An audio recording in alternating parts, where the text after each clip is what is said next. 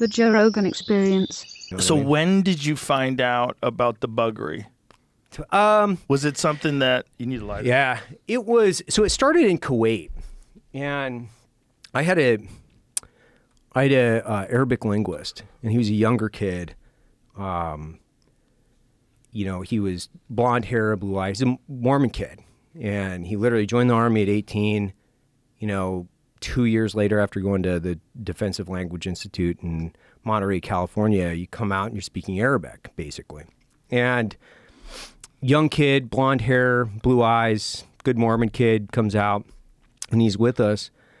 And the Kuwaitis kept talking about how they wanted to take him camping. And we're like, why do you want to take that dude camping? Like, what's so special about that guy? And you're like, after a while, you realize, like, that's not what they wanted to do, right? They were, like, talking about it in, like, either a joking way or a serious way, but that's the first exposure. Yeah. And then... Did it take you a while to figure that out?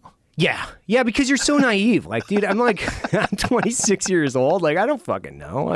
I don't think this is a thing. I grew up in Idaho. Like, I know, it exists, but I'm so... blithely, like, moving through the world, like, thinking everybody's an American male, right? Like, right. This is weird. And then, you go to Iraq, or I went to Iraq and multiple rotations over there, and you start to assimilate with the Iraqis you're either working with or you're training with, and then it kind of starts to fall apart, where it's like, oh, this is somewhat normal for them. Now, they don't talk about it, and I'm not saying it's like everyone, by the way. I'm saying, like, it's at least relevant enough culturally where it's somewhat normalized and not talked about. It's very strange. Is it similar in Kuwait as Afghanistan, or do they vary? Iraq is different? Yeah, they're all a little bit different. The Afghanis... we had to have, depending on where we were in their barracks living situation, like, you had to put really hard restrictions, like, no butt fucking guys for the majority of this, because this is a health issue. We weren't like, it's not like we were putting Bibles on their beds or something. Right. We're just saying, hey, this is really unhealthy. You guys are going to spread a bunch of different diseases to one another. And, like, we've got a mission to accomplish here.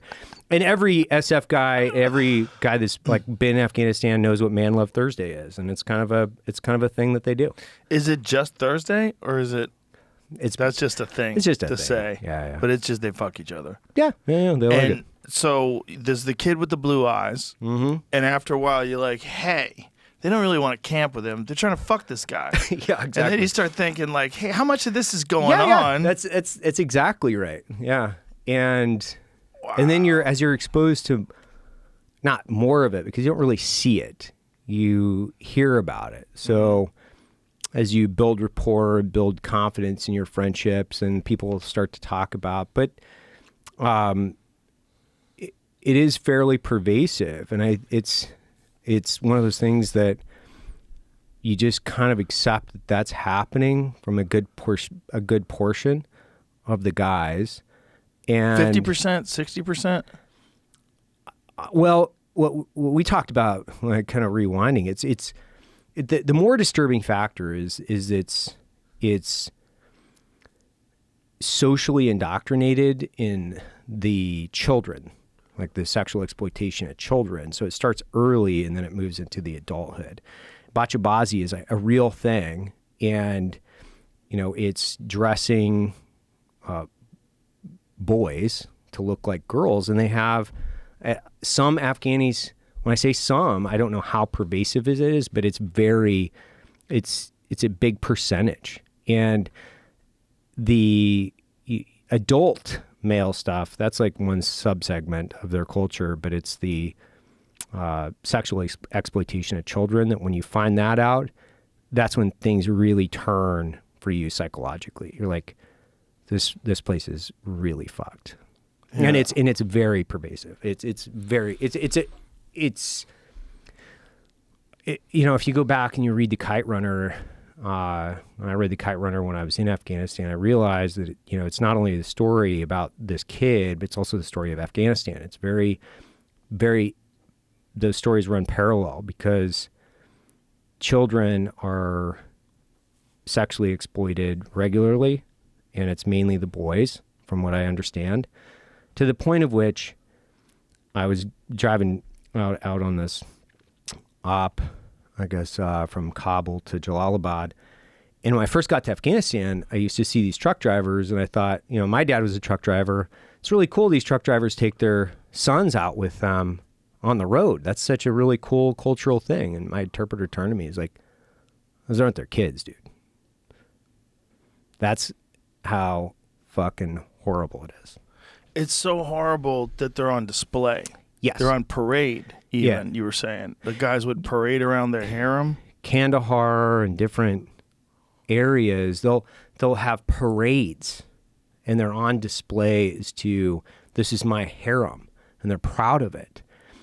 And that was one of the most disturbing things that we would talk about, specifically between like the departments, between Department of State, CIA, and the military. Is like, when you're out with the guys from a tactical and combat role, you see them and you interact with the way they are from a tactical level every day.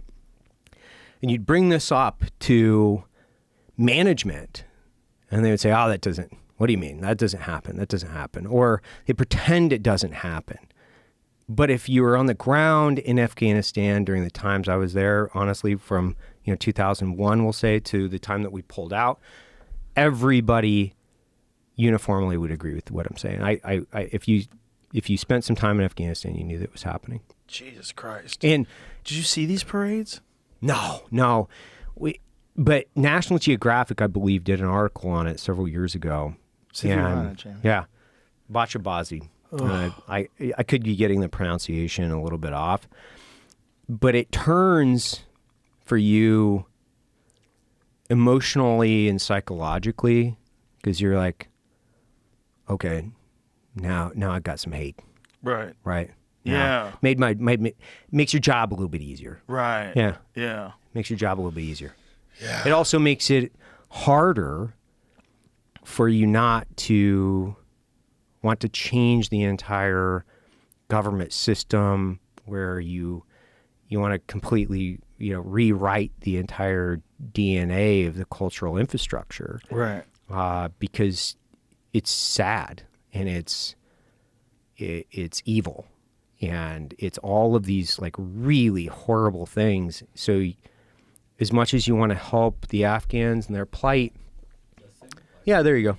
Inside the lives of girls dressed as boys in Afghanistan, the cultural practice of Bacha Posh Bacha Posh. I think that's the flip. That's the reverse. encourages parents to dress their daughters as sons for a better future, but often it only makes life harder. That's a different. So it's boys as. Oh, dressed so that's as the girls. opposite? That's the opposite. Yeah. Girls dress as boys. Mm-hmm. So this is a different thing. Yeah. Why do they do that?